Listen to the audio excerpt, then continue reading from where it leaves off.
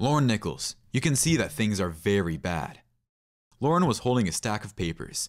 It was all the patient's complaints about the therapy department of a huge hospital. Yes, I can see that, but this is not the first day, is it? Of course not. The thing is, when I accepted the position of hospital administrator 6 months ago, everything was perfect, but only on paper. This department seemed to be the best, and I, like a naive schoolboy, decided that since everything there was so great, I don't have to pay too much attention to it. In the meantime, I was going to focus on what really needed intervention. The problems weren't that bad, we fixed it. It was only then that I paid closer attention to this department. I was alarmed by the fact that people hardly ever stayed in the hospital as long as they should. Everyone in the department kept saying that everything was great. The nurses, the doctors, and even some of the patients. But something was bothering me. Then the secretary came in, put a stack of these complaints on the table, and asked, "Here, new complaints. Would you like to have a look at it, or should I put them in the trash as usual?" I didn't even understand what she was talking about, and when I started reading, I was shocked. I mean, it was the complaints of patients who were discharged and were sent home to continue treatment. But according to paperwork, everything was perfect. Lorraine put the papers on the table. She was a young professional, but she was very determined. Her determination saved many lives when she was working in the emergency department. She was invited to work in an expensive private clinic, but she found it very boring there because of the lack of patients with serious diseases. And now, here she is. Edmund Metcalf, what power do I have? What can I do? Lorraine, whatever you think is best. You know, I can't just fire everyone without the evidence. The head of the department is on leave, but he's not coming back here. This position is yours. You can fire everyone if you want, or you can try to re-educate them. I need 1 to 2 days before you introduce me to the staff. The hospital administrator looked at her. Did you come up with something? Yeah, I'm going to work as a janitor tomorrow. We need to give one of the janitors a day off tomorrow. If 1 day is not enough, then 2. He looked at her admiringly. Are you going to do everything the janitors do? Lorraine smiled. Sure, Edmund Metcalf. All right, just promise me that in case of any unforeseen situation, you will immediately inform me. Okay, deal. In the morning, Lorraine dressed in her grandmother's clothes and walked slowly through the hallway. A nurse blocked her way. Who are you? And where are you going so confidently? I'm replacing Emma Stevens today. She's not feeling well. They sent me to replace her. Is that a janitor? Yes, a janitor. I see. There's a utility room down the hall. Then the girl looked at Lorraine and laughed. You look ridiculous. I haven't seen clothes like that for 100 years. Are you 100 years old? The girl did not expect to hear such an impertinent answer. Then she hissed. Go. Dirty floors and diapers are waiting for you.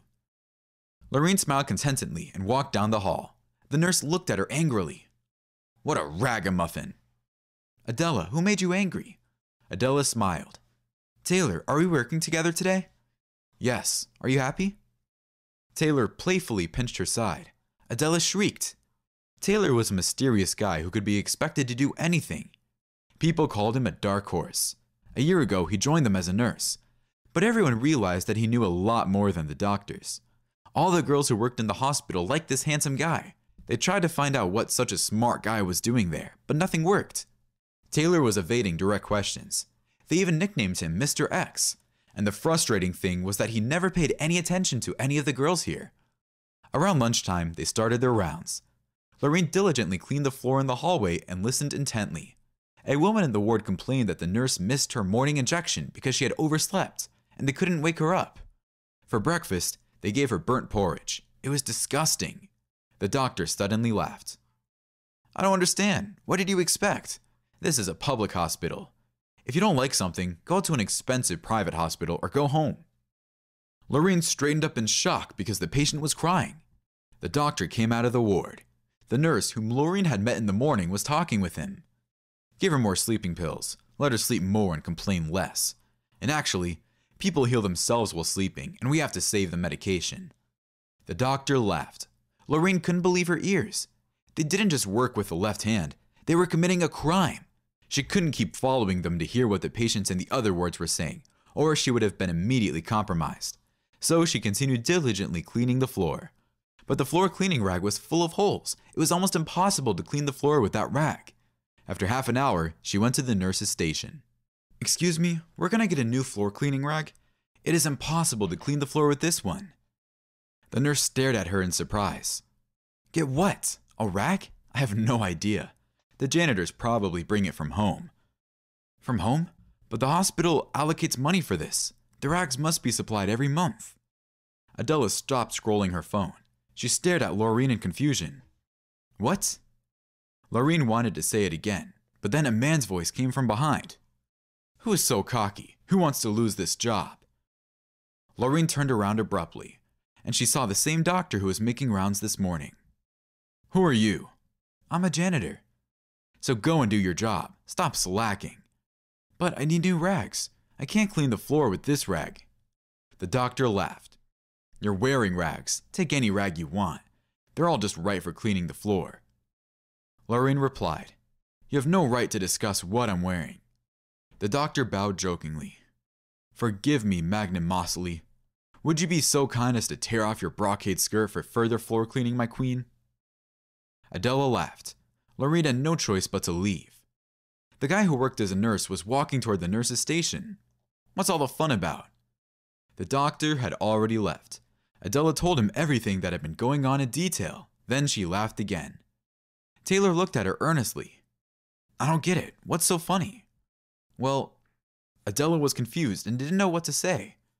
She's just a janitor, but she's pretending to be smart. So what? Janitors can't be smart? Well, I mean, she works as a janitor. You're weird, Adela, and right now, I think you're much dumber than that janitor. Taylor left the nurse's station and walked toward the exit. He decided to ask the janitorial staff in another department for a rag for this strange woman. There was really nothing in this department. All the cleaning supplies, mops, and even rags were taken home by the staff. Adela looked after him in resentment. She would have her revenge on that stupid janitor. She didn't want to look like an idiot in Taylor's eyes. Taylor came back a few minutes later. Adela was surprised to see him carrying a new rag. She ran after him. Taylor, did you run to get that rag for Upstart? I didn't run, I walked. There should be proper working conditions for each employee. Taylor, she's a janitor. And you're a nurse. Do you have syringes and pills? He knocked on the door of the utility room. May I come in? Laureen was having lunch. Today she had a salad with greens and shrimp. Yes, is something wrong? I got you some new rags. Laureen looked closely at Taylor and smiled. Thank you. But then she saw the surprise on Taylor's face and quickly covered her face with the scarf. Adela, scrutinizing the contents of Laureen's lunchbox, said loudly, Turns out janitors can make good money. They can afford shrimp for lunch. Laureen quickly closed the lunchbox. There were no incidents until the end of the day, except for some sarcastic jokes from Adela and the doctor. But just before she was about to go home, Laureen heard loud noises from the staff room. She walked closer and suddenly saw that there were two doctors there. The doctor who worked the day shift and the other one who started the night shift. They were drinking alcohol and talking about the upcoming appointment of a new head of the department. Don't worry about it. Even if she will stay here, we'll quickly tame her. She'll work the way we want her to work. That would be good. Otherwise, if the patients stop paying, then I'll never finish building my summer house. Laureen resolutely walked to the exit. When she was outside, Taylor caught up with her. Can I walk you home? It's getting pretty late. She shrugged. There was no point in pretending to be a janitor anymore. Laureen gladly straightened her back and pulled the scarf off her head. Taylor stared in horror at the transformation. Adela was right about something. You don't look like a janitor. Laureen laughed. I'm not a janitor. I'm the new head of the department. Wow, that was quite unexpected. Taylor looked back at the hospital door. You've seen all the mess that's going on here, haven't you? I have. So now is there a chance for change? There's going to be a lot of change. You can't even imagine. Taylor walked her home. All the way, they talked. It turned out that Taylor was a surgeon, but after one of his patients died, which was not his fault, he decided to become a nurse. That doesn't seem right to me. You could save lives by working as a doctor, and that doesn't take willpower to become a nurse. Taylor looked at her strangely, but didn't answer anything. In the morning, Laureen Nichols came to the office of the hospital administrator. Well, Edmund Metcalf, you have no idea what a hornet's nest is lurking here. Is it really that bad? It can't get any worse than this. I think it should be handled by the police, but... She saw the sadness on the hospital administrator's face. But I understand that involving the police would ruin the reputation of the hospital, so let's handle it ourselves. Sounds great, Laureen Nichols. Well, shall we go? All the staff is waiting in the staff room. Yeah, but I have one question. There is a nurse. His name is Taylor. He's not just a simple nurse, right? Right. Taylor is a good doctor. He's a doctor from God. Not long ago, he performed surgery for a hopeless patient. There's no chance of survival at all. The patient died right after the surgery. Again, he didn't have more than a week to live.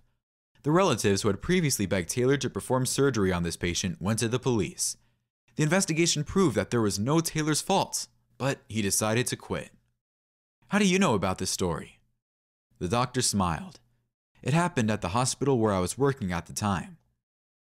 They headed to the therapeutic department. Voices were coming from the staff room. Laureen opened the door and walked in. The hospital administrator came in after her. Adela recognized her immediately. She was shocked and leaned over to the doctor, whispering something to him. He incredulously looked at Adela. He nodded confidently. Some people here recognize me. For those who don't understand what this is all about, let me explain. My name is Laureen Nichols. I am the new head of the department. First, I had to figure out what was going on in the department. Yesterday, I worked here as a janitor. I have to say, the results were impressive. I'm not going to list all the things that horrified me. That would take too much time. Let me tell you right away that you cannot tame me, as some of the doctors here were going to do. For those who realize that we won't work well together, I suggest that they quit right away. Everyone who wants to stay will have to undergo a performance evaluation, even nurses. Taylor was sitting on the couch, watching the faces of the staff and smiling. Then he shouted out, "I'm staying." Laureen looked at him sternly. "Taylor Rossens, you can't stay." Taylor stopped smiling. Laureen continued with a smile. "The thing is though, let Edmund Metcalf explain it to you." The hospital administrator looked at Taylor. Taylor tensed, apparently recognizing him. "Taylor, may I call you by your first name? There's a doctor in his 60s and a young girl doctor in the surgery department. They don't just have a lot of work, they almost live at the hospital. Also, some surgeries have to be done by 2 surgeons. I'm asking for your help. Dr. Bridges is used to such hard work, but his young colleague can no longer withstand it." Taylor was quiet for a while, then stood up. "When should I start?" Edmund Metcalf smiled. "Yesterday, Taylor." Everyone but Adela quit. She was still sitting in the staff room, not knowing what to do. Laureen approached her. "So, what are you waiting for?" Adela suddenly cried. "I don't want to quit. My dad will send me to the village to my aunt's house." Laureen smiled. "Then let's learn to work properly, or I'll report to your father." Adela nodded and smiled awkwardly. At the end of the day, Taylor came into the office. "Laureen, well, everything is upside down today. But one wish that came up yesterday remains unchanged. Can I ask you out on a date?" Laureen laughed. "To be honest, I was going to do the same thing."